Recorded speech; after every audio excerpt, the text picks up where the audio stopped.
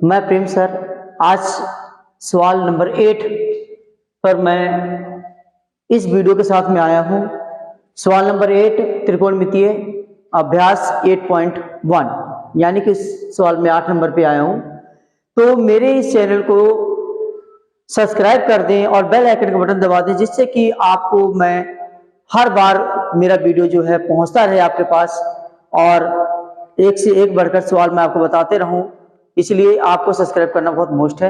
मेरे चैनल को सब्सक्राइब करिए और हम तो चलते हैं अपने सवाल की तरफ, जहां पे यहाँ पे दिया गया है यदि 15 cot A इक्वल 8 तब A के अन्य त्रिकोणमितीय अनुपात ज्ञात करना है। यहाँ पर A की वैल्यू दे रखा है, cot की वैल्यू दे रखा है इसने, और कह रहा है कि cot की वैल्यू ज्ञात करके बाकी जितने त्रिकोणमिति बचते हैं उनके सब के हमको वैल्यू निकालने हैं। चलिए ठीक है, हम चलते हैं इस सवाल की तरफ। देखिए थोड़ा सा सवाल देखने में आपको अटपटा सा लग रहा होगा। यहाँ पे लिखा मैंने 15 cot A इक्वल 8। आपको ये सवाल देखकर थोड़ा सा अजीब सा लग रहा है कि ये कैसे सॉल्व किया जाएगा। इसमें टेंशन लेने की जरूरत नहीं है। मैं आपको ये बता दूं कि यहाँ पे जो 15 cot लिखा हुआ है ये यहाँ पे मल्टीपल हो रहा है और यहाँ पे इक्वल रखा हुआ है और इक्वल के बाद 8 लिखा हुआ है, तो 8 अपने प्लेस पे रहेगा, लेकिन ये मल्टीपल होता है तो उस तरफ जाएगा तो डिवाइड हो जाएगा, मीन्स भाग हो जाएगा, तो ये बटे में बन जाएगा आपका। अब कोट ए की वैल्यू बन गया 8/15। कोट का मान होता है आधार बटे लंब। अब हम लोग एक फिगर बनाते हैं। यहाँ पे मैंने एक फिगर बनाया हुआ है ABC। मैंने A इसलिए यहाँ पे रखा हुआ है क्योंकि इसने कहा है कि A के सभी अनुपात ज्ञात करने हैं, तो मैंने A को यहीं पे रखा है कि सामने वाला जो मेरा ये लाइन है ये सामने आपका लंब दिखाई दे। तो हमने अब कॉट की वैल्यू आधार बटे लंब, आधार मैंने 8 रखा, AB की वैल्यू 8 है और लंब की वैल्यू BC है जो हमने वैल्यू रखा है 15। हमको ज्ञात करना है कर्ण ज्ञात करने के लिए मैंने यहाँ पे पाइथागोरस प्रमेय का एक सूत्र रखा हुआ है। यहाँ पे मैंने लिखा है AC² equal BC² plus AB²। मैंने आपको बताया कि जब भी कर्ण ज्ञात किया जाता है, जब भी हम लोग कर्ण को ज्ञात करते हैं तो हमेशा दोनों लाइनों के मान को जोड़ दिया जाता है।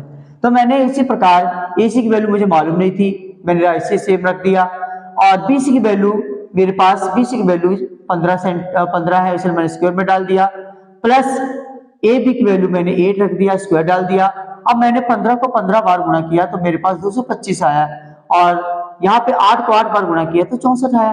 तो मैंने इन दोनों को जोड़ दिया, जोड़ने के बाद मेरा 289 मेरा आया। तो मैंने AC के ऊपर जो स्क्वायर लगा था इसे मैंने रूट में बदल दिया। जब मैंने इसे रूट में बदल दिया तो मैंने इसका वर्ग लिया। वर्ग इसका 17 होता है, 17 को 17 बार गुणा करेंगे तो आपका 289 आ जाएगा, और 17 में से मैंने दोनों 17 में से मैंने एक 17 ले लिया क्योंकि वर्ग बना है 17, तो मेरा यानी AC की वैल्यू मैंने 17 यहाँ पे रख दिया है। अब मेरा क्या हुआ, मैंने तीनों लाइनों की वैल्यू सॉल्व कर लिया है। अब क्या करेंगे, अन्य त्रिकोणमिति जो मेरे पास हैं 5 जो बचे हैं उन 5 त्रिकोणमितियों को मैं सॉल्व आराम से कर लूंगा, उसके मान भर दूंगा। जैसा कि मैंने यहाँ पे लिखा है साइन लिखा हुआ है, साइन ए की वैल्यू होती है लंब बटे कर्ण। साइन A की वैल्यू लंब बटे कर्ण होती है। तो लंब हमको देख रहे हैं हम कि लंब हमारा 15 है, तो मैंने यहाँ पे 15 रख दिया, और कर्ण मेरा 17 है तो मैंने 17 रख दिया। आराम से आपने इस सवाल को सॉल्व कर लिया है। अब चलते हैं कॉस की तरफ। कॉस A की वैल्यू होती है आधार बटे कर्ण। आधार मेरा 8 है और कर्ण मेरा 17 है, मैंने इसको भी आराम से रख दिया, सॉल्व हो गया। अब चलते हैं tan की तरफ। tan का मान होता है लंब बटे आधार। लंब मेरा यहाँ पे 15 है यानी 15 है और आधार 8 है, तो मैंने यहाँ पे 15/8 रख दिया, ये भी मेरा सॉल्व हो गया। कौशिक A की वैल्यू होती है कर्ण बटे लंब। कर्ण का वैल्यू है 17 और लंब की वैल्यू है 15, मैंने दोनों को रख दिया। और सेक की वैल्यू कर्ण बटे आधार होती है। कर्ण मेरा 17 है और आधार 8 है, और कॉट की वैल्यू हम पहले से ऑलरेडी निकाल चुके हैं 8/15। तो मैंने अपने पूरे त्रिकोणमिति जो मेरा बचा था, पूरे त्रिकोणमिति को आराम से मैंने सॉल्व कर लिया है। बिल्कुल आसान तरीके से हम इस सवाल को सॉल्व कर सकते हैं। सवाल नंबर 9 पे हम लोग आ गए हैं। यहाँ पे दिया गया है यदि 5 tan थीटा इक्वल 4, तो यानी कि यहाँ पे 5 tan थीटा इक्वल 4 दिया गया है। इसने कहा है तब तब इसकी वैल्यू निकालना है हमको।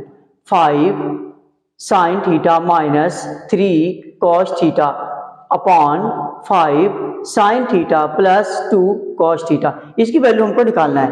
तो सबसे पहले हम लोग क्या करेंगे, सबसे पहले हम इसकी वैल्यू निकालते हैं, उसके बाद हम लोग इसकी वैल्यू निकालेंगे। यानी यहाँ पे लिखेंगे 5 tan थीटा इज इक्वल 4। मैंने आपको बताया था पहले कि यहाँ पे अगर गिनती लिखा हुआ है और तो यहाँ पे बीच में मल्टीपल होता है, तो ये 4 अपनी प्लेस पे बिल्कुल राइट है, तो ये उस तरफ जाएगा डिवाइड होकर, तो ये 5 बटे में चले जाएगा। तो tan की वैल्यू 4/5 हो गया, और tan का मान होता है लंब बटे आधार। तो हम लोग चलते हैं फिगर की तरफ। यहाँ लंब मेरे पास 4 है, मैंने रख दिया है, आधार मेरा 5 है, रख दिया। मेरे को कर्ण ज्ञात करना है, तो कर्ण ज्ञात करने के लिए हम लोगों को पाइथागोरस प्रमेय का सूत्र लेना है, जहां जैसे मैंने लिखा है जिसकी वैल्यू निकाली जाती है जिस रेखा की, उसको लिख दिया जाता है AC square is equal AB square plus BC square. तो AC की वैल्यू मुझे मालूम नहीं है, तो मैंने क्या किया, इसको इसी तरह छोड़ दिया, लेकिन AB की वैल्यू मुझे मालूम है, AB की वैल्यू है 5, मैंने स्क्वायर में डाल दिया, प्लस BC की वैल्यू मालूम है 4, स्क्वायर में डाल दिया।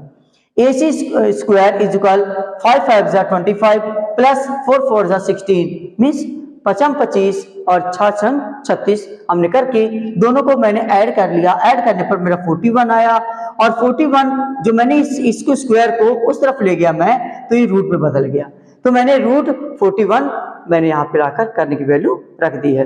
अब क्या करना है, अब हमको साइन की वैल्यू ज्ञात करना है।